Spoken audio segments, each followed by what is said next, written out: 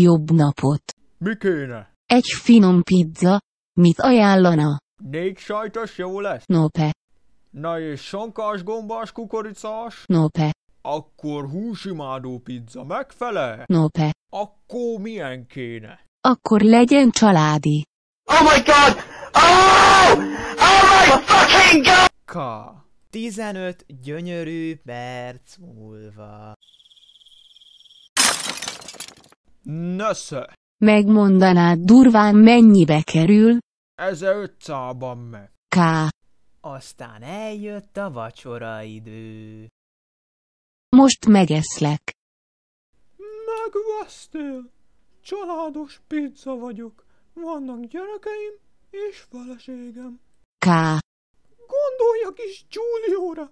Szegény Mária, hogy eteti majd egyedül? K. Ez mi?